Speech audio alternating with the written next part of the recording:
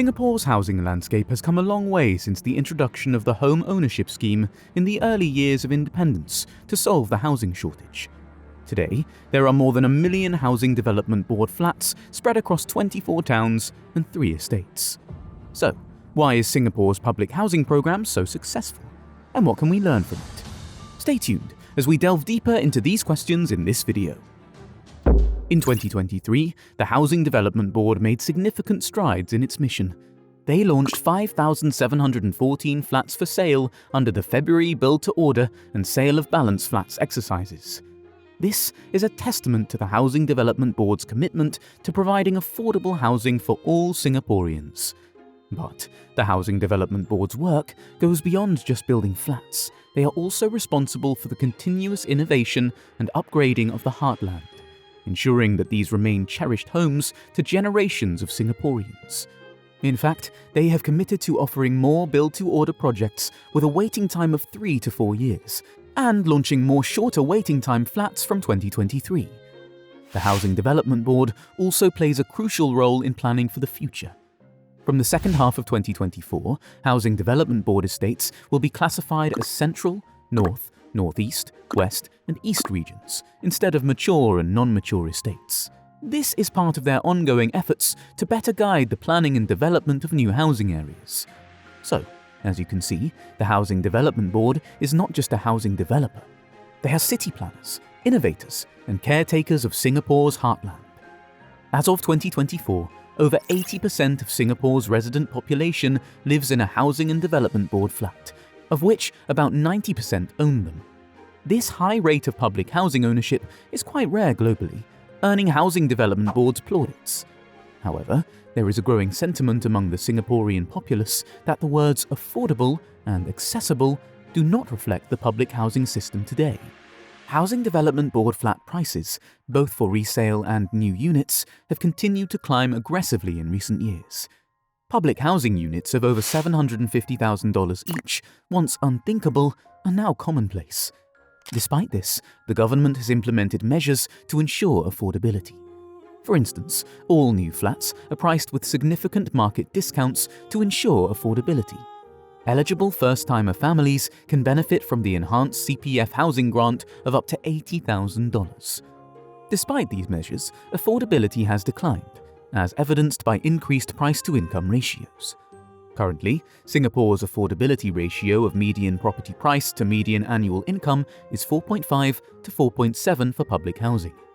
This is a challenge that the government is actively addressing to ensure the continued success of the public housing program. First-time home buyers can buy subsidized new flats from the Housing Development Board. These flats are priced at a discount to comparable market prices, and eligible buyers may receive housing grants on top of this.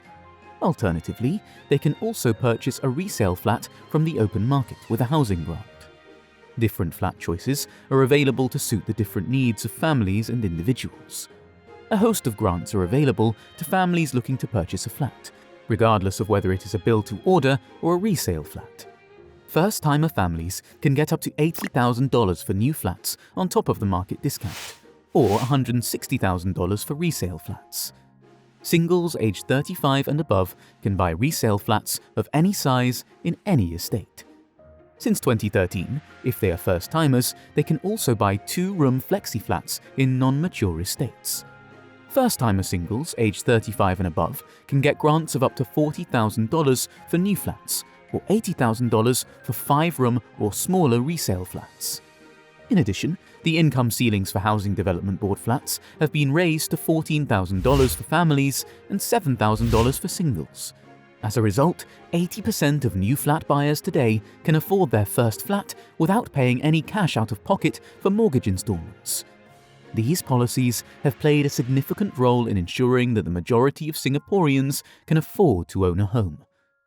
Now, let's explore the quality of Housing Development Board flats in Singapore. Quality is a key aspect of Singapore's public housing program, and it's one of the reasons why the program has been so successful. As of 2024, there are more than 1 million Housing Development Board flats spread across 24 towns and 3 estates. These flats are not just buildings. They are homes that have been carefully designed and built to ensure a high standard of living for their residents. The quality of Housing Development Board flats is evident in their design and construction.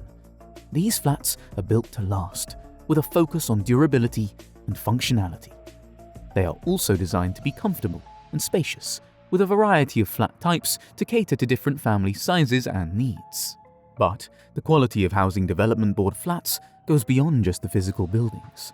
Housing Development Board estates are designed to be self-contained towns, with a wide range of amenities and facilities such as schools, shopping centres, parks, and community centres. This ensures that residents have easy access to everything they need, right at their doorstep. Despite the high quality of Housing Development Board flats, they remain affordable for the majority of Singaporeans. This is due to the government's commitment to providing affordable housing, as well as various housing grants and schemes. Each of the 24 Housing Development Board towns is planned with its own distinct character, with features that reflect the town's unique history. For instance, Punggol was developed as Singapore's first eco-town, with iconic waterfront housing districts. This careful planning and design ensure that no two towns are exactly the same.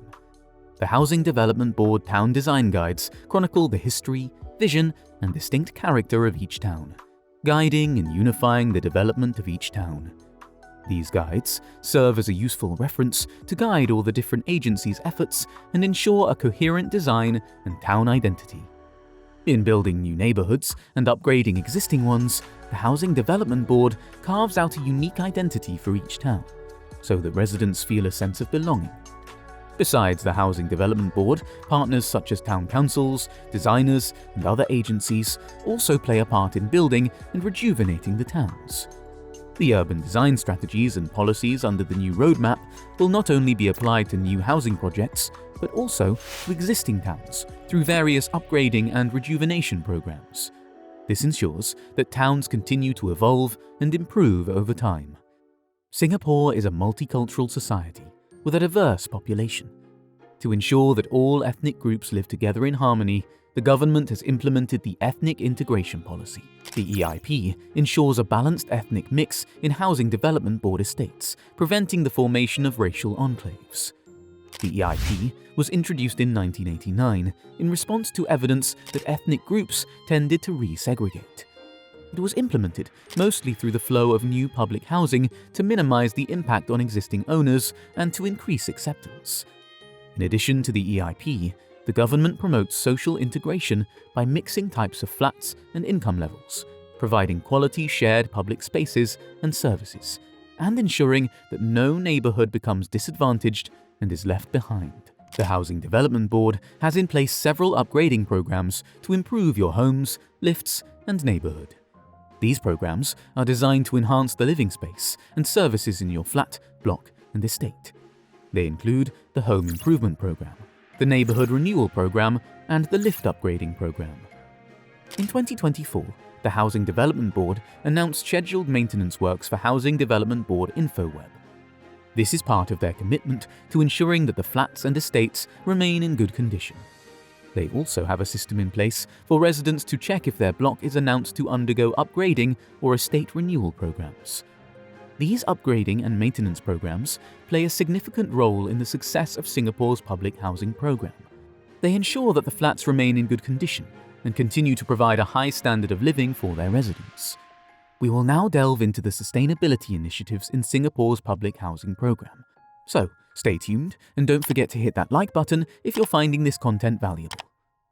As of 2024, Housing Development Board towns are designed to be self-contained, with a wide range of amenities and facilities such as schools, shopping centres, parks, and community centres. This ensures that residents have easy access to everything they need right at their doorstep. The amenities and facilities in Housing Development Board towns are not just about convenience. They also play a crucial role in fostering a sense of community among residents. For instance, the precinct pavilions provided in each town serve as a common space for residents to interact and engage in community activities. In addition to these, the Housing Development Board has also introduced a variety of recreational facilities for residents. These include playgrounds, fitness corners, multi-purpose courts, and reflexology baths. These facilities are located at each precinct centre, further enhancing the living experience of residents. The government's commitment to providing a total living environment is evident in the continuous efforts to improve and upgrade these amenities and facilities. For instance, in the first half of 2024, the government announced the GLS program, which includes plans for new private residential units, commercial spaces, and hotel rooms. As of 2024, the Urban Redevelopment Authority has unveiled its latest long-term plan, which sets out strategies for Singapore's development over the next 50 years and beyond. This plan includes a wider variety of home types, new parks, and heritage corridors.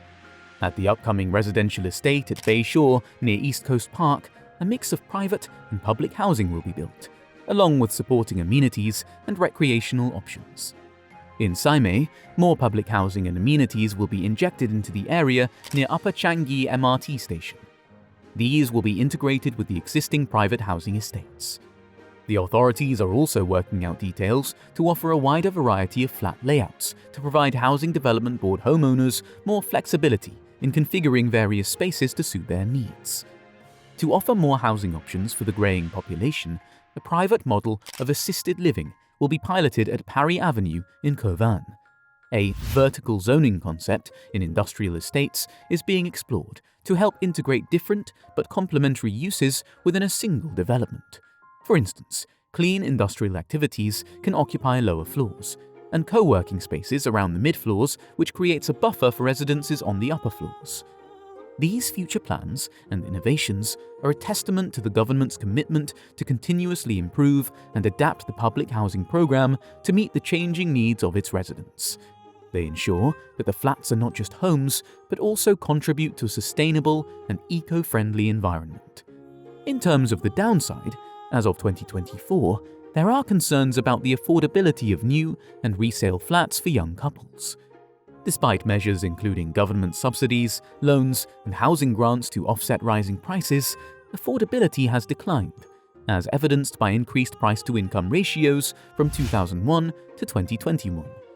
Accessibility has lessened due to supply disruptions and unmet location preferences. Critics warn of future housing insecurity due to expiring leases and unresolved issues around eligibility criteria and restrictions for flat ownership. Public housing owners in Singapore risk losing their housing when their leases expire. This also applies to unsubsidized private housing on leasehold land. There are also concerns about whether the public housing market feeds socio-economic inequality. Making flats accessible to the next generation of Singaporeans could potentially undermine the longer-term value of existing homes that current generations depend on for their retirement.